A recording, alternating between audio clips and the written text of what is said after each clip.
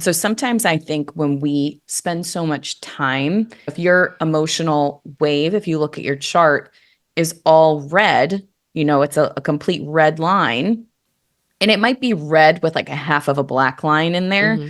Sometimes we aren't aware of our bodies because we're sitting online typing all day. We're talking to Yeah. people. We're so in our minds that emotion may be building in the body and we don't even realize that it's there.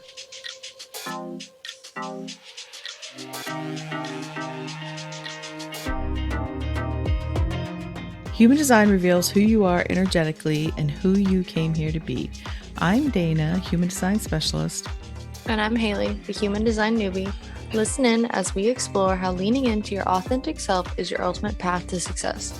Welcome to the Human Design Hive podcast. Let's get into it. Hello, and welcome back to the Human Design Hive podcast. I am your host, Dana Phillips, and I'm really grateful for you tuning in today and letting me spend this brief moment of time with you. It really means a lot to me. And depending where you are in the world, I know certain parts of the world we celebrate different times, but if you're where I am in the United States, I'd like to wish all of you moms out there happy Mother's Day. We just had that over the weekend. So it's nice to be recognized for all that we do. And honestly, I think most women out there as adults in some way, even if you do not have biological children, I'm sure you have done plenty of caretaking and mothering in your life. So to all of you women out there, I salute you. So I'm so excited that you're here today and that you have decided to have a listen because I have a really special guest joining us here today. I have had the pleasure of having a brief chat with a new friend of mine, Jess Bubbico. Jess is a human design and gene keys guide, and she has also written a children's book called Jessie Lou and the Magic of You, first of maybe a couple books, I'm sure, as you'll hear in the podcast. She's getting ideas all the time. Jess is a 4/6 emotional manifestor, and so in our conversation today, we do get to touch on what it's like being a manifester, especially as a child, because that's what helped inspire this book that she wrote. We're going to talk about emotional authority, but we're also just going to talk about emotions in general, whether you are a emotionally defined person or emotionally undefined person in human design terms. We're going to talk about how those experiences can differ. We're going to touch about how to really learn to embrace your emotions, even the difficult ones, and how to move through those. And we're going to talk about her experiences in line 6. There's a lot packed into this very brief conversation. And I really enjoyed it and it went really fast. So I hope that you enjoy it also and hope you find as much wisdom as I did from this conversation with Jess. So here you go. Talk to you on the other side. Hello, Jess, and welcome to the podcast. How are you today? Great. Thank you so much for having me. How are you doing? I'm wonderful. And I'm so excited to have you here today because you are someone that I have been aware of for quite some time, a couple years. I think I first had heard about you on Emma Dunwoody's podcast. So that was like, I went back and looked. It was 2021 when that episode aired.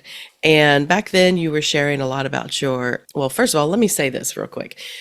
Jess is a human design and gene keys guide. She works with people, guiding them through the gene keys, understanding their human design, focusing on, your own personal development, but business, all the things that we love here on this podcast. And she's a 4/6 emotional manifestor, which is going to be relevant to today's conversation. We're going to be talking a lot about emotional authority, but Jess has gone through many different pivots throughout her career. And like I said, when I first met you, as we all feel like we're so connected in this day and age, but talking about your intuitive development work, you used to mentor people more. I know you still kind of do that a little bit, right? And was integrating that with human design, which I love because that's what I'm doing as well. But If you could catch us up real quick about what the last couple years has looked like for you and where you're focusing now. Yeah, absolutely. So I know I can really get into and tell a story. So I'll keep this high level. That's But great. the long and short of it is that I actually started out my career as a speech therapist. So I went to Penn State for undergrad, and then I went home back to Connecticut for graduate school. Went through speech therapy, loved working with kids, actually really loved working with people with brain injuries as well, and ended up kind of getting into my first job, no awareness of human design. This was 2013. And I was like, I just remember calling my dad the first day. I'm like, I cannot be in an office for the next 40 years from 9 to 5. What do I do? Like, I just been, and also being in grad school, great, but I walked out like, how do you actually do this? Because it's like you learn in school, and I had some great placements, but you don't actually get that, like, at probably like every Exposure. job. You're like, what just happened? So I ended up starting my exploration into spirituality, had some experiences as a kid, which is in the book that I wrote as well, we'll talk about, with connecting with people on the other side. Specifically, my grandmother used to come through to me when I was a kid. When I would go to bed at night, I would call it praying to her in my head because I didn't know what else to call it. Came from a Roman Catholic background. And so I could feel her presence. I had some experiences in my dreams and with some connections between her and my mom, some interesting stuff. So I started pursuing intuition, spirituality, ended up meeting a teacher, getting into mediumship, opened up a side hustle. And it just, I very much followed my design and my intuition before I knew what my design was. Mm-hmm. Ended up doing mediumship readings, working my network, creating a big network in Charlotte, North Carolina, where I lived, yada, yada. Got to a point when I was doing intuitive readings that I was like, I need a tool to give people to connect with their design or to Mm-hmm. connect with themselves and how they operate. A friend introduced Human Design to me. At the same time, I was also going through a bunch of programs to figure out how to scale my business. Like, the like because I wanted to travel and I had built Same. such a local business. I didn't Yeah. know how. Longer story short, that just kept transitioning. Like, I would work with people on intuitive development. They'd say, "Oh, I want to start a business." Then I would start to help them figure out how they wanted to create their business. And it's just one of those things where, I think as a manifester in particular, for anybody who's listening, and I said this to you, I was like, it can be annoying being a manifester because I have these urges that come that make no sense. Mm-hmm. I'm like, I have one that's been coming through lately that I'm like actually sitting down and pursuing. And I'm like, this is going to seem like it's out of left field in the same way that writing this book kind Mm-hmm. of seemed out of left field. But when you obviously these things have things that tie together, a bigger theme, which is really in very manifestor fashion about doing it your way, like Mm-hmm. doing things your own way, learning to understand how we can sort of break the traditional way that we think things need to be done, and also just kind of initiating a new way of doing things. Parents, Which kids, whatever it which may you do be. have the channel of initiation. Yes, exactly. So Yes. over the last few years, if you looked at my Instagram or my podcast, you might be Mm-hmm. like, this is random in a lot of ways. But, I birthed my book, Jessie Lou and the Magic of You, which is Mm-hmm. about emotions and working through big emotions with kids.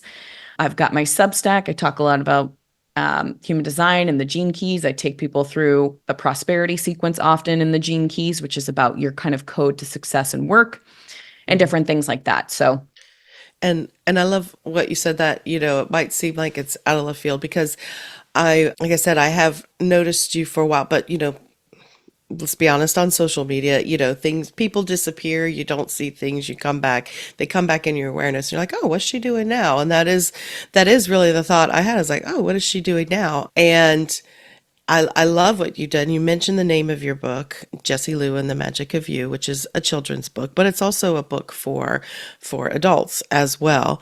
And you, as we said, you are an emotional manifestor. So you are emotionally defined. You have the 3740 channel of community there.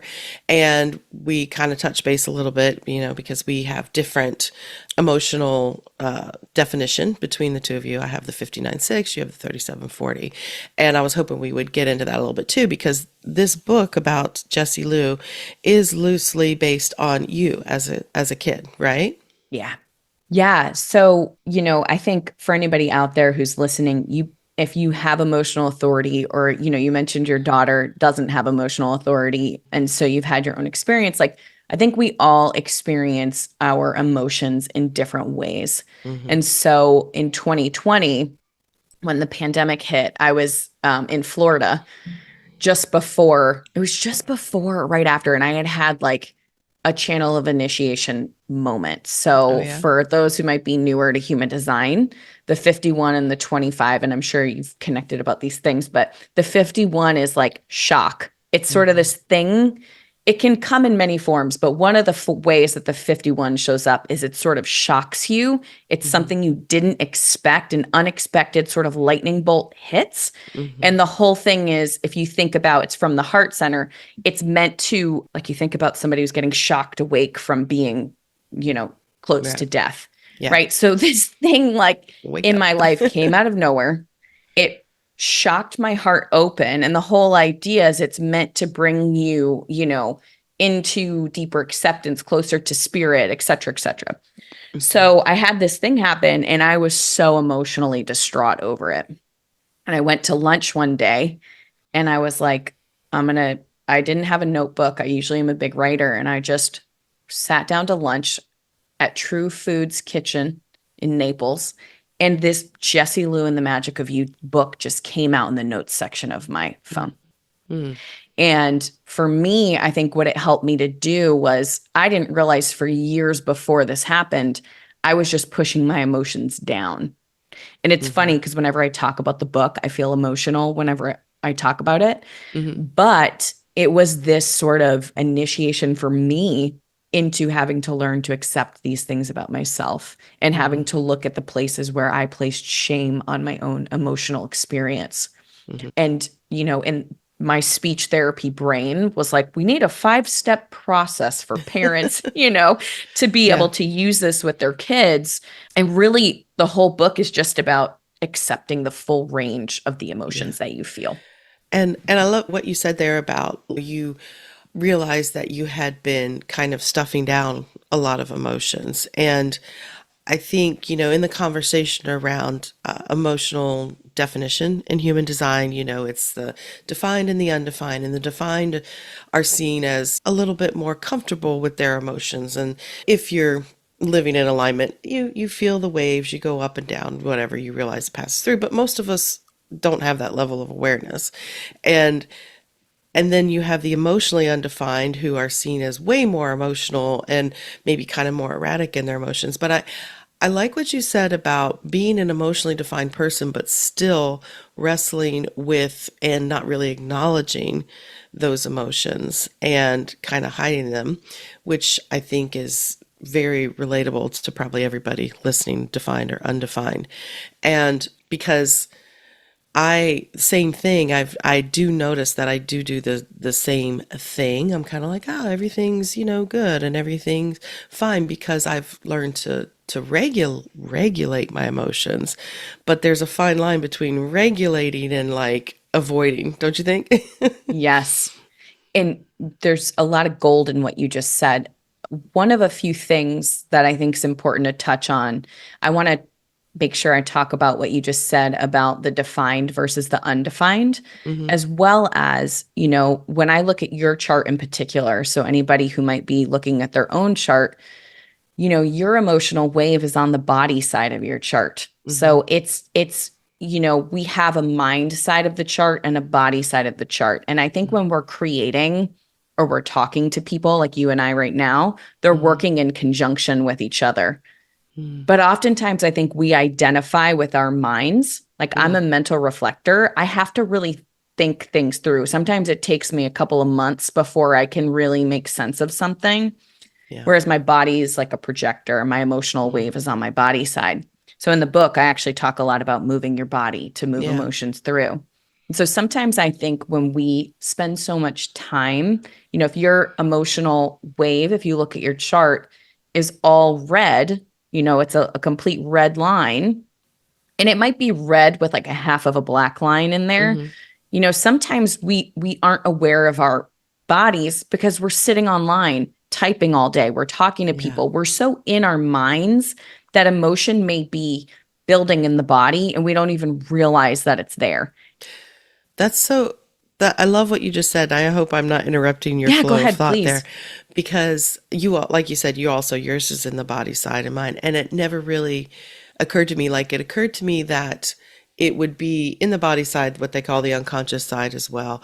Like I said to you, it's a little more elusive to me because also mine is what they call the source wave, which is, it doesn't have as much of a undulation, I guess. But when I did a lot of healing work, emotional work, what I thought was really healing the emotions is through the mind because it was a lot of mindset, which is not the mind. But, I was a student of Course in Miracles and forgiveness work, which helped, shift some of, my emotions around things. But really, what I'm really big on is the tapping and EFT that really helps process emotions.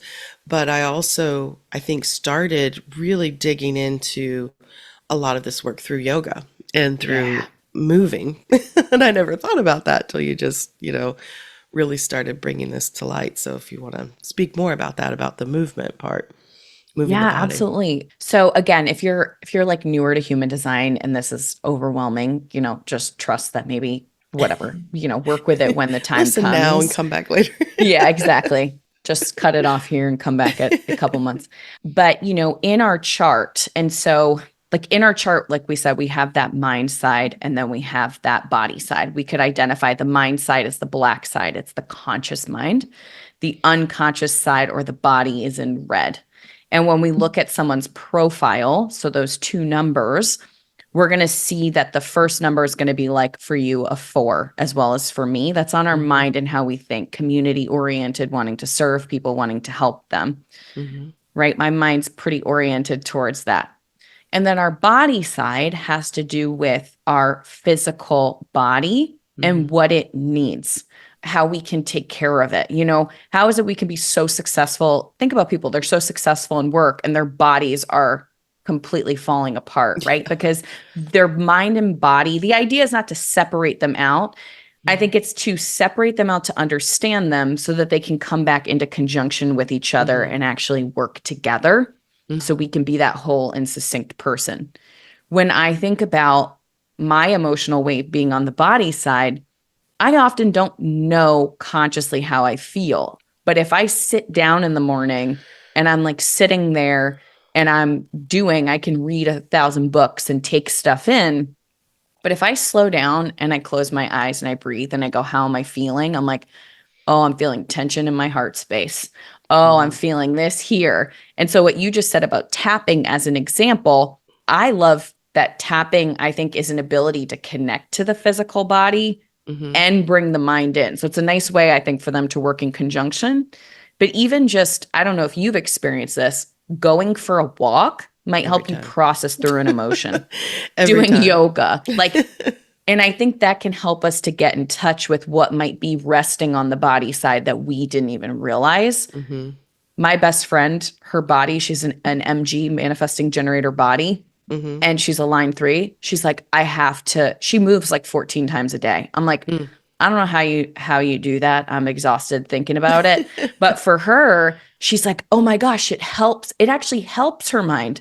She's like, "I got a download. I thought about something." Mm-hmm. She needs that. Maybe it doesn't help her process emotions, but for Mm-hmm. her, it helps her take that busy energy. She's got the 3420, when the 20 Oh is yeah. this channel of busyness or the gate of busyness. And the 34 is all about like letting go and not forcing and coming into true power. So Mm-hmm. for her, that energy gets backed up and stuck if she's not moving. So Yeah. when she does, and that's such an important part of her creative process as well. So I think when we start to look at the body and the mind sides, they can work together. But sometimes I think we can almost create our own plan, if you will, of what helps our body get unstuck and then what helps our mind get unstuck. Well, yeah, like you said, the mind side on that personality side is I think where we are a little more aware and comfortable. It's like how we think. And I'm talking about it all the time whenever I am mentioning here on the podcast about kind of if you're too much in your head, which I'm very familiar with. Same. Because you have a completely open head in Ajna, and I have a completely open head. So we're, familiar with all the things wanting to come in, especially if we sit in front of a computer. I could be like, oh my gosh, the whole world inspires me. But I'm talking about all the time. I have to, as I've gotten older, I've realized it is getting out in nature, going for a walk, even if it's the same neighborhood I'm walking around all the time. I mean, I wish, Haley, my daughter, lives in Colorado. She can go up a hike in the Rocky Mountains at any, day if she wanted to, but I'm here. But I find that I'm now in a routine where I am definitely going to have to move my body every day. I'm a generator, and the walking always helps, and the connecting outside with nature and everything else and movement. And so let's talk about Jessie Lou and your books. You talked earlier about your grandmother and coming to you. Is that really the inspiration of because in the book, Jessie Lou's this little girl with big emotions, and she's always trying to hide them. She's uncomfortable showing them because, as we all experienced, I'm sure, as children, hopefully the next generations after us, if we do our work, won't have as much baggage around this. But to not have the outburst, to be quiet, to be a good girl, to be nice to everybody, to, all these things that doesn't allow for that expression. And you, especially as a manifester, emotional manifester, I'm sure it was even more intensified because, as we know with manifestors, the not self, they call it, but the emotional themes there of like peace and anger, and manifestors needing to just get into action, do things, as you said, move. So in the book, Jessie Lou is visited by an angel, like a guardian angel, right? Was your grandmother inspiration for that at all? Or Yes. So so as I had mentioned, my grandmother, in my experience, my grandmother had actually passed away when I was I think I was like 15 years old. She was hit by a drunk driver, and oh my gosh, very tragic. And as the story goes, my mom, saw her. And so like after the accident happened, so my mom had some, I would say never diagnosed, but probably some PTSD after that. That's not like an easy thing to digest. And so I was born the same day as my mom and my grandma. oh my gosh. Yes. And so my mom is very intuitive, and she said to me one day, hey, I had a dream about, I haven't been able to dream about grandma because my mom would have a lot of dreams that were often very significant. She's got the 57 pretty prominently in her chart too. So she's like, she just knows stuff, which was really annoying when I was in high school, and she's got the 4323. But anyways, she said, I want to be able to dream about grandma, but I can't dream about her. So I had this experience. I was laying in my bed, and you'll notice if you buy the book, if you have a child with emotional authority, to be honest, a lot of adults are like, I feel like you wrote this book about me. I'm like, I wrote it for me too.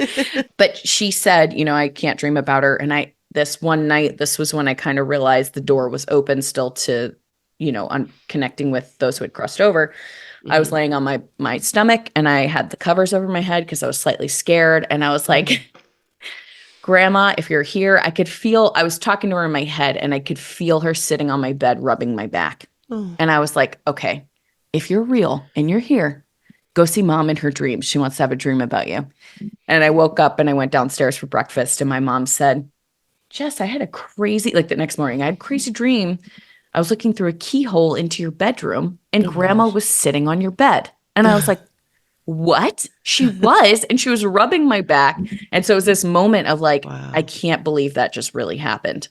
And so I think when I would go to bed at night and I was going through these struggles and these challenges. I had like my first boyfriend and the drama that comes with that, and girlfriends in high school. I think it was a place for me to process my emotions and talk about my feelings, to something that, grandparents are like, they make you feel good. Or at least my grandparents, they're like the parents that buy you the ice cream for breakfast when you're not supposed to have it at the diner.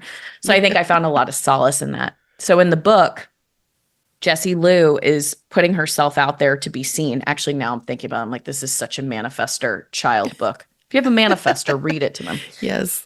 She's like, puts herself out there and she's afraid of being seen dancing and all that. And her friends laughing at her.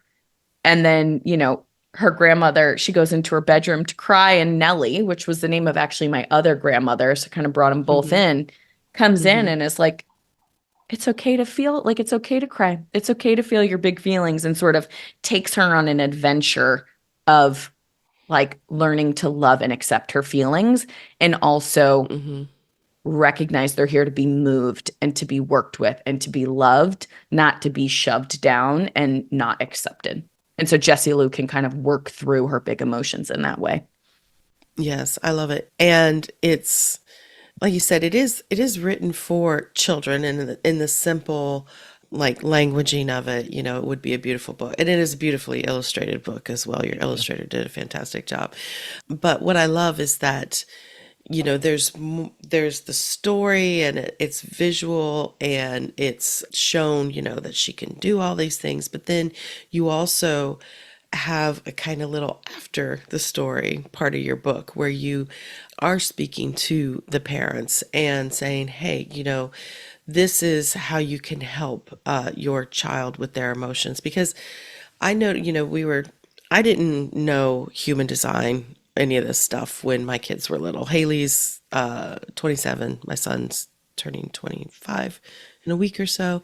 And so I have regret about my own emotional state when they were really little. I started doing yoga and trying to get in touch with that probably when they were around like 5 and 3. And so it still took a couple years when I realized that, oh gosh, I'm like I said, even though I had no idea of human design, I realized, wow, I'm kind of responsible for the emotional atmosphere in our house, and I started to realize where I had been just out of control with my emotions, outbursts, because I was not processing, and young motherhood is like, Sure. it's very emotional.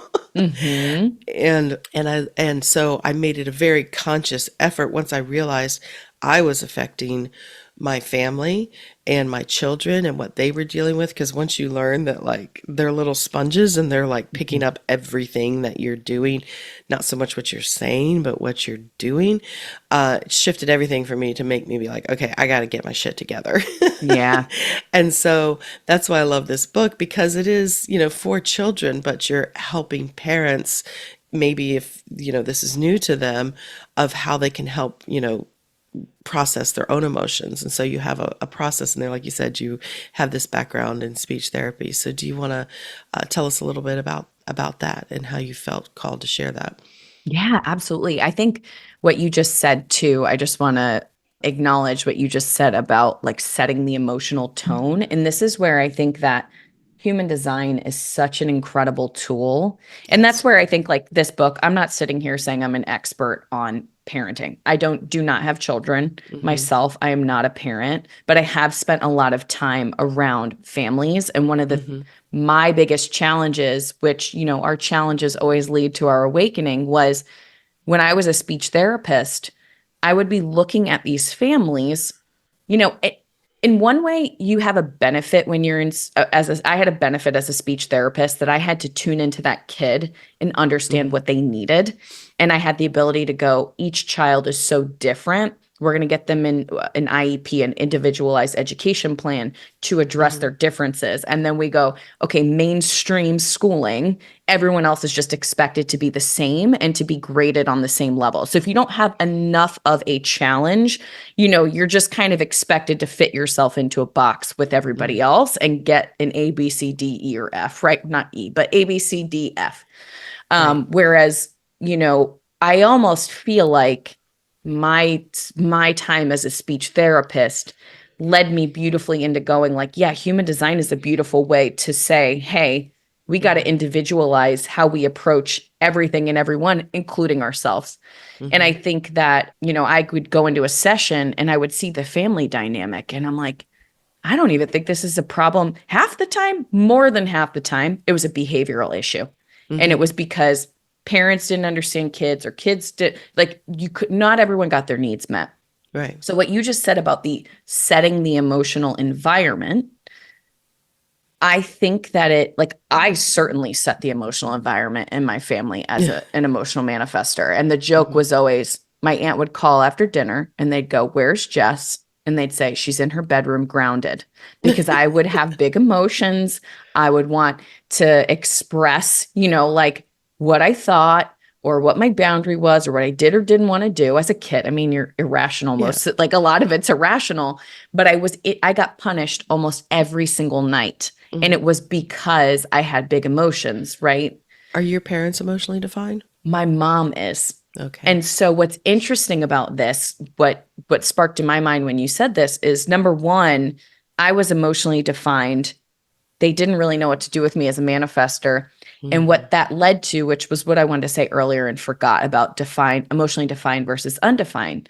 I think a lot of the times where we hold definition, if it's been rejected in some kind of way, we can hold wounding, right? We talk so much about deconditioning the open centers, but actually we hold wounds often around letting ourselves fully express our definition. So much so. And we've recently been talking about that on the podcast too, is because like you said, especially as a manifester, it there are places in human design that can also just like get those blinders on and, boxes and everything. And one of them, like you said, is the like, oh no, the conditioning's in the open centers, but it's just, everywhere.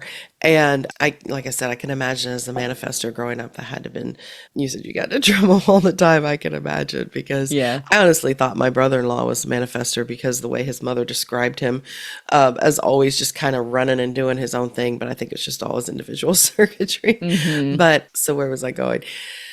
So these emotional outbursts and setting the emotional tone in the room. So is this something, so was it really just with human design and your understanding of human design that you started to understand your emotional nature and the impact it had on those around you? Because like you said, as a kid, we're like, we're all in our own worlds. Nobody else exists. It's just us. Sorry. Did it? Yeah, no, I get what you're saying. Yeah. And I think too, when I was thinking about what you said as being a mom, and that's why I think this book is resonating with a lot of parents, is because my mom had an emotional wave. And if I understood that as a kid and had language, I wouldn't have taken it personally when she was on an emotional low. Yeah. And I think that even what we talked about with like the body side and understanding how to process your emotions or give yourself what your body needs, that can really help and make a very big difference in a household. For a parent to be like, I have an emotional wave. It's not personal. I'm on an emotional low. That's just the music that's playing through my body today, and I think it can help everyone love and accept themselves and also perhaps use this process. Yes, go ahead and tell us about that before we forget. Yeah, what you asked about if that helped me with understanding my emotional weight, absolutely. And I think that what you said also about not putting ourselves in boxes with human design, like it's so easy to be like, I have this mechanical wave that looks like this and feels like this, and I don't have definition there. It's like, no, nothing is linear. Everything is cyclical and always moving.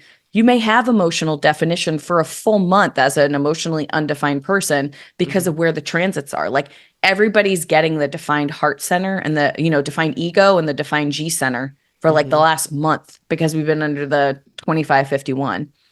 So I think that when we have those experiences, maybe we're emotionally defined for a month, we get to have more empathy for other people and also for ourselves of like what that feels like and what that experience is like. So as you were talking about with the, for me, human design really helped me to understand that. And at first I was pretty angry with my parents when I looked back at like, why'd you put me in my room? Like now I have all this shame around my emotions and blah, blah. And then, that was back in my 20s. And when I kind of emerged through it, I was like, yeah, but I can't imagine what that felt like for my dad, who has two defined centers. He's a generator. He's only got the G and the sacral. Oh. He was very conflict avoidant, because he was like, just put it down, Jess, stop with the big, because me and my mom with our two emotional waves would be like battling it out, or my sister who just like, she's not emotionally confrontational at all. She doesn't, I always thought, oh, well, why doesn't she seem to have emotions like I have? And I'm like, well, she's undefined. She's pretty even keel most of the time, Yeah. So I think at the end of the day, like human design and understanding my emotional wave helped me. And that's what I think this book is. It's just me having processed my own experience and then saying, let me pass it on to other people. And I think it's also a way that, perhaps a parent is like, well, I don't know how to explain the emotional wave to my emotional child. Like, how do I say that? You have this wave, it's mechanical, and some days you're happy, and this to me is just a tool. That's it. It's a tool to say, give this to your kid. They'll probably identify with the emotions and go from there, Yeah. or your husband, if they don't understand the emotional wave, I'm them sure. read it, and I'm maybe sure they'll get it. I'm sure a lot of people out there, they're all like, yeah, my husband, they don't want to hear it. My husband has over the years, like I said, by setting, taking care of myself and setting the tone, he's certainly been able to benefit and change and shift himself without realizing what's happening. He's emotionally defined as well, and my son is emotionally defined. So Haley, here's this projector with undefined emotional centers in a family of generators, manifesting generators. And so, but she's, like you said, being undefined when she's by herself, she's the most even keeled one. And I feel that I did do a pretty good job of handling my emotions, that she's not like grown up felt that she had this big emotionally turbulent, family. We're all pretty even keeled. But so for those listening, that whether it's your own children or yourself or maybe your grandchildren, why don't you walk us through real quick this process that you use for yourself, you help with others, and can definitely help with children because it's pretty simple. Yeah, absolutely. I would love to. I'm laughing as you're talking. Whenever I'm on podcasts talking, I always I get ideas. And my dad called me Jessie Lou, which is why this book is Jessie Lou. And they called my sister Lindsay Lou because her name's Lindsay. I'm like, maybe we need to do like Lindsay Lou and the magic of you. And like there you her go. experience as an emotionally undefined person. Oh, I should yeah. have her write that, and we'll do a little sister situation. She's Yeah, actually of in the like, book. She's the little redhead on the book if anybody buys the book. seriously understanding like, why do I feel this way? What happened This to me? crazy chaotic tornado that's I was Jessie fine. Lou's. Yeah, exactly. Like, where did that come from? So basically, in the book, I put a simple 5-step process to get through, and it incorporates first starting with, I put an emotion chart in here, and there's a little dog in the book named Gus, So and cute. Gus has these different zones, and you kind of stop with your child and you pause, and the idea is emotions only last 60 to 90 seconds if you let yourself feel them versus letting yourself think about them. I love that. So it starts out with like, if you feel something, just move your body, shake, move, get up, tap, breathe, go for a walk. And then on the next step is about finding a nice spot where you can get relaxed and you can get comfortable. And then you use the chart, the Jessie Lou emotion, the Gus emotion chart. And you just go through with your kid. I honestly do this with myself. I'm like, what am I feeling? Yeah. And, I might be like, okay, I'm in the green zone today and I feel sad. And there's this cute little picture of Gus, which shout out to Danny Summerfield, my amazing illustrator. She's incredible. The pictures are So many adorable. faces. So many, emotions on that little dog's face. I know. And so you just identify where you are and you talk through the emotion with your kids. Like, I feel worried. Like, I could identify this morning. I was like, oh, I feel tension in my heart space. Like, I feel worried. I feel anxious. There's a lot going on inside of me today. And then the idea is, once you can identify it, and this actually connects nicely to which I didn't start with the gene keys till after I wrote the book, but the process with the gene keys for any followers is allow, accept, embrace. Feel it, accept it, embrace it. And so the idea when a shadow or an emotion comes up. So This is when we tune in, we connect to it. We're like, I feel sadness. And then the idea is that you breathe through it. And so it just takes kids and parents through breathing, taking 10 deep breaths. If you have a little kid, you might get through 3, and that's fine. If you have a bigger kid, you might actually get up to 10. And it gives step by step how to cue breath work and breathe into the belly, blow out. And then you have them go back to the emotional chart and say, okay, how do you feel now? Like, how is the sadness now?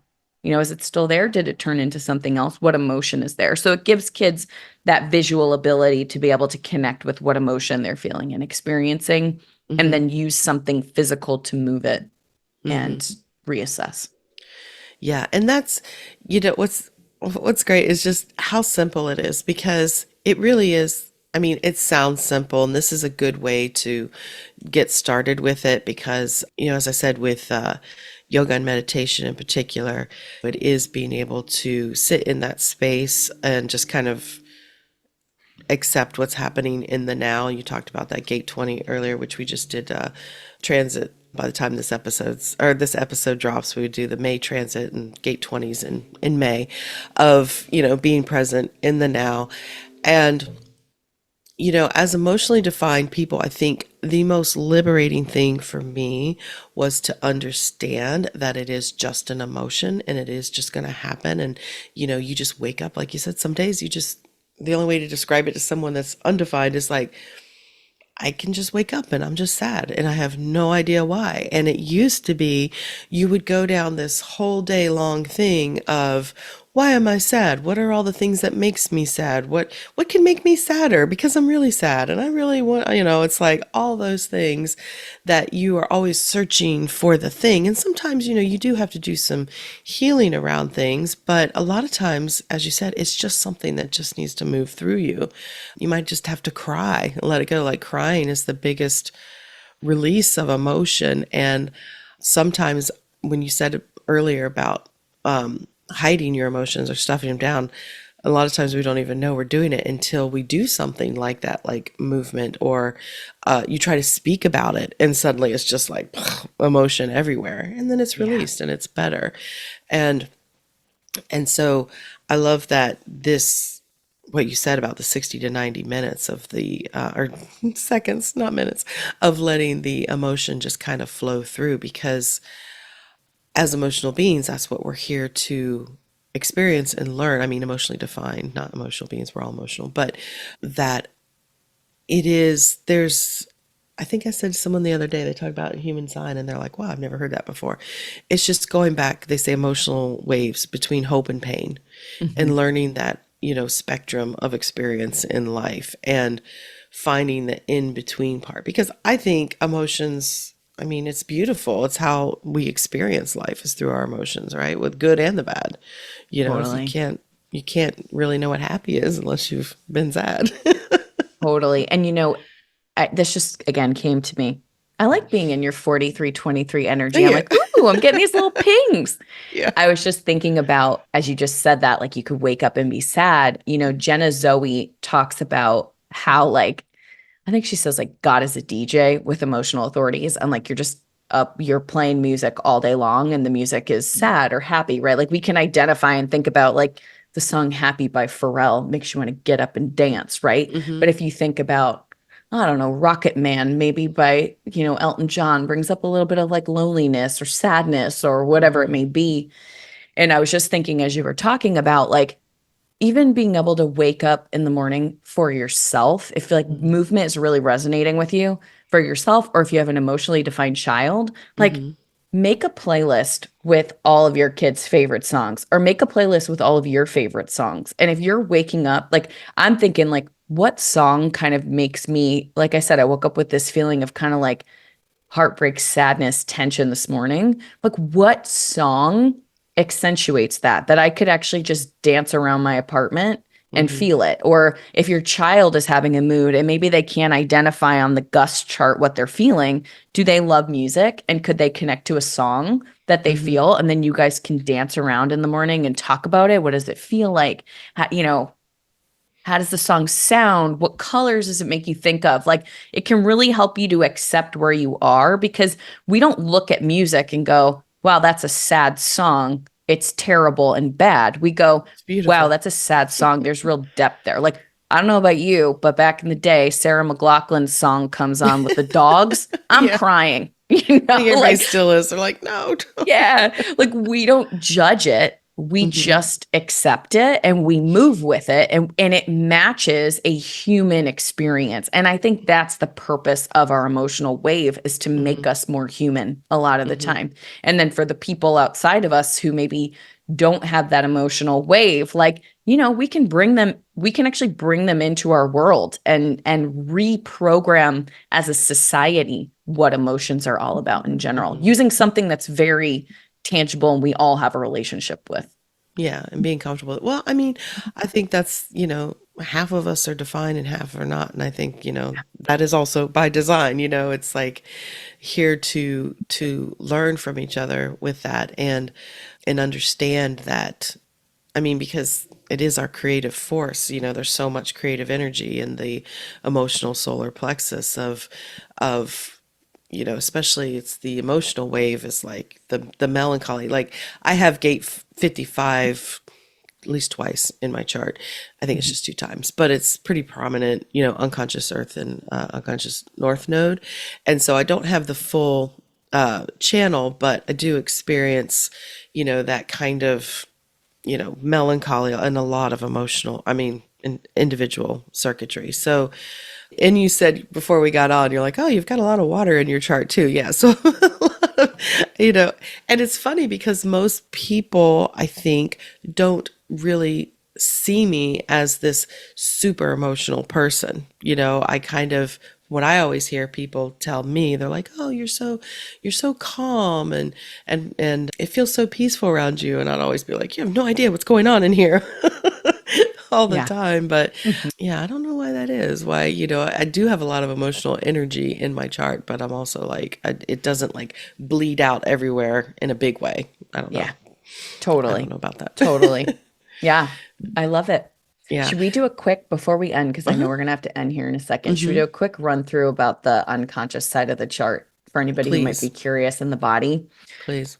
So again, like as I said with the book, I just see this as a tool. And you might resonate with parts of it. Your kid may love parts of it and hate parts of it and resonate with parts and not resonate with others. It's just simply a tool. And, if your authority's like, let me go check it out, check it out. But It is great. It is a great little book. I mean, it's fun. It's colorful. Like you said, Gus is on every page. She's so sweet. And it's funny because Haley and I picked up that Gus God universe source. So we refer to Gus a lot of times. So anyways, go ahead. There's a little symbolism behind there. But yeah, I love the book. And every time I pick it up, I'm like, it just makes me want to cry a little bit. I think it's because it's my own emotional experience in here. But if you're looking at the body side of the chart and you're like, this is so interesting, I want to know more about this and how my body operates. And, maybe that helps you move your emotions through in your own unique way. If you look at the second number in your profile, so you're a 4-1, it would be a 1 for you. I'm a 4-6, so it's 6 for me. If you're a 5-1, it'd be a 1. If you're a 6-2, it'd be a 2. So just look at that second number. And what we can look at, and this is a part of the activation sequence in the gene keys. When you look at the line 1, this is about reconnecting to the body. And this is when we look at reconnecting to the body, it's also about attuning to our intuition and standing in our power, which is ultimately like we all want to be standing in that, what Richard Rudd calls our core stability. So the line 1 is all about simplicity and alone time and connection to nature. So you were like, I go on a hike, or I do this, or I do that. And that helps you connect back to your body, which is where your emotional wave lives. The line 2 is all about flow, and it's also about relationships. So when I look at flow and relationships, this might be taking time out to be in relationship with something that is meaningful to you. If you live down here in Florida, and I'm pretty sure everywhere else in the country, that might be your relationship to pickleball. You might love going and playing pickleball. That might be a relationship to your partner. That might be relationship to art, because the two loves create whatever's natural for you. You may find that brush strokes really help you to process something, right? 3, interaction. My best friend, she's a little younger than me. She goes to music festivals. She loves to dance and be around people and move. She moves her body like 17 times a day, so that might be for her. helps her reconnect to what's in her body. 4, community, going and being with your community, being in community events, being with people that you love, your family, moving with your family, getting into connection with community. 5, impact, doing something that feels impactful for you. And so that might be going maybe one weekend, you're like, I need to get back into connection with like me. Maybe it's going and volunteering somewhere if you find that to be impactful. Maybe it's writing a blog because that's how you impact your community. Doesn't matter. It's what that means to you, getting into movement that way. And then 6th line, this is me, perspective. I always have to zoom out. I need to sit back. I'm on the 15th floor of my apartment. So sometimes I will just sit and look out the window and give myself space to reflect and move my own body in whatever way that I need to. So oftentimes actually movement helps me to see the bigger picture if I'm stuck in the small stuff. So whatever brings you into that space of perspective.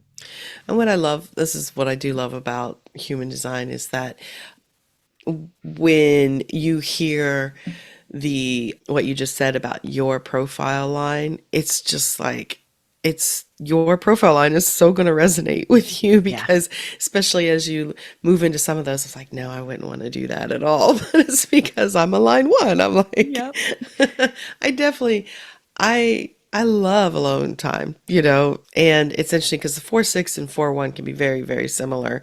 And, because the 4-6 also has this need for, I think, or the 6, has this kind of solitude, kind of a pulled back perspective at times, of observing, which you're currently on the roof phase of your.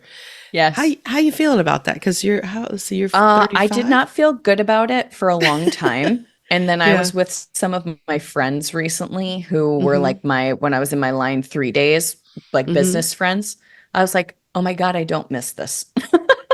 Right. Just like certain things we used to talk about and how I used to view my life. And I was always kind of like striving and pushing. And I'm like, I'm so at peace. And it's funny because a good friend of mine is coming down off the roof. And she helped me last year really getting up on the roof. I was like, I personally think it takes till 35 to get there, but that's just my opinion because I'm 35.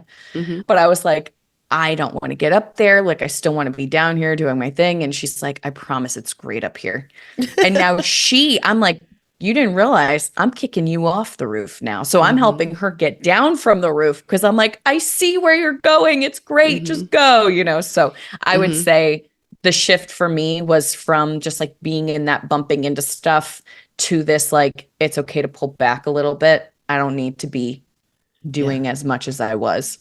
Yeah, and it's such a because Haley is a 6-2, and so she's still like in that line 3 phase. Although she says herself she doesn't really feel it that much because she's not. She sees it more in her friends of being more experimental and stuff. But she's also someone who's lived in many different places, and she feels like she's not doing a lot of experimenting. But I'm like, it doesn't have to be like these big giant moves of things. It can be.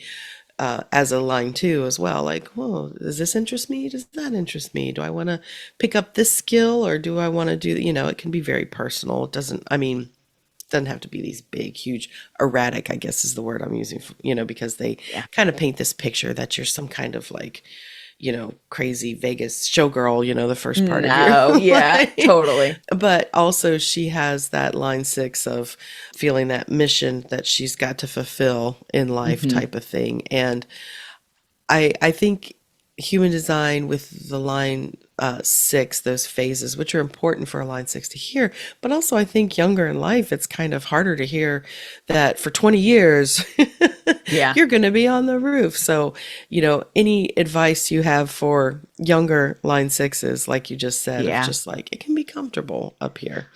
I think that I had a really sweet woman reach out to me and she's like, I want to do a line 6 podcast for people who are like under 30. And I'm like, I love that. And I couldn't see that I was in it because I didn't understand. I think that the what I would say is under 30 is just allowing your life to be led by curiosity. Yeah. One of my really good friends, I was with her yesterday. She's actually 6'2". And I was like, yeah, I spoke at Pandora Radio in 2018. She goes, every time I sit with you, I'm like, who are you? You've done so many different things. Or I'll be like, oh yeah, I lived in Tanzania for a month. She's like, what are you? And so I think for a line 6 in that first 30 years, it's just like follow your curiosity, have fun. I did not have, I mean, I think that line 6s under 30 always have a curiosity to them and a wisdom, I should say. There's always a wisdom. Yeah. But I would just say for under 30 is like, don't get attached and just let yourself live your life. And I think we almost have, if I could, I would redefine going up on the roof to just being about like having a different perspective, seeing life from a different perspective, still exploring. You're never going to lose your line 3. You're always going to be curious, but see it as like, instead of me trying to build a house in the middle of a party that's going on, you know, with people banging into stuff and me banging into stuff, it's like I'm actually just in my own laboratory building the house a little bit by myself, a little bit removed, and taking all the lessons I learned to build that house. Because I think that's really what you're doing in your next 30 years is just laying a foundation without getting distracted and not without getting interrupted as much. Yeah. No, I think that's true. And then also the coming off the roof phase, because some people are like, oh, because that's when you step into your role modelness. And I keep trying to say, look, it's already you, you know, it's you. You just have to start like being more visible with you being you, you know, and it's nothing that you have to, you know, because it feels daunting to the line 6 coming off the roof if they're not ready of, you know, I'm not ready to be a role model. And because it paints this picture of you have to be a certain thing. But I like what you said about staying curious in your early phase of your line 6. And I think as you come off the roof, you still got that line 3 aspect to you. You're still going to be wanting to try things and experimenting with things, but you're just more, I think, comfortable. Maybe you're steering the ship more of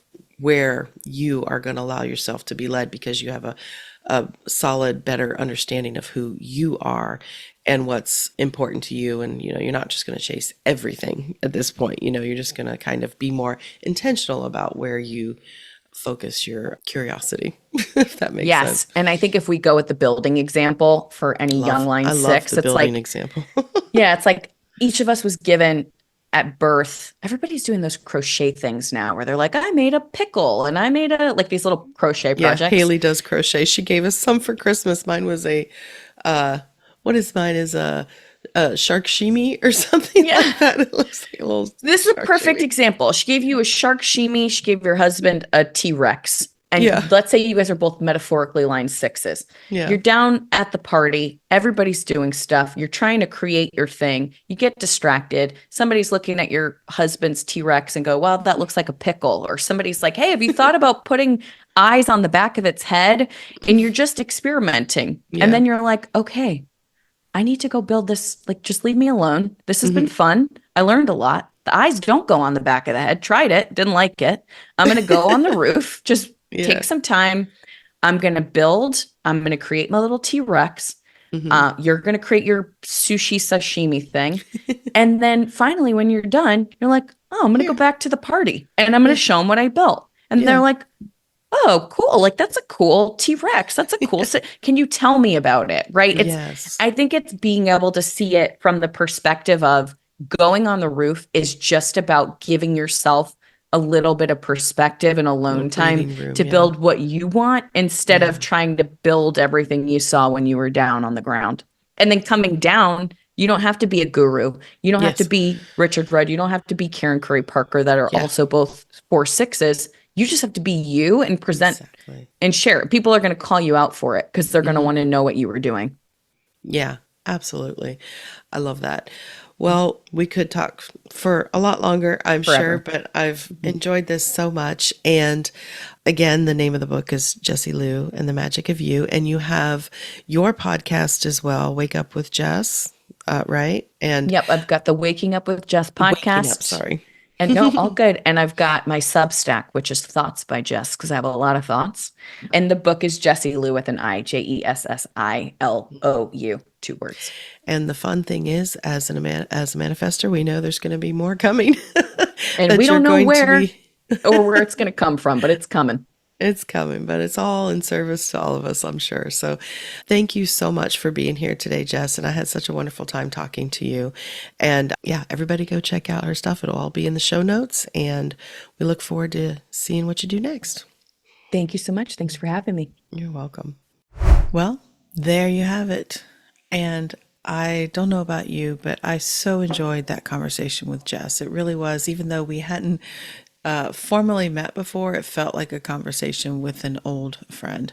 And maybe it's our line force speaking for us. I don't know. But I just love the way she thinks and the way she helps frame some of these themes in human design. And I really encourage you to check out in the show notes all that she has to offer.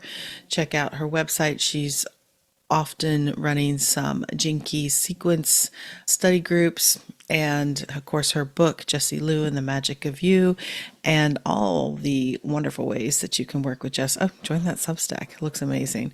So anyways, I really appreciate you listening to us today, and I can't wait to bring you another amazing guest soon. But until then, bye for now and have a wonderful day.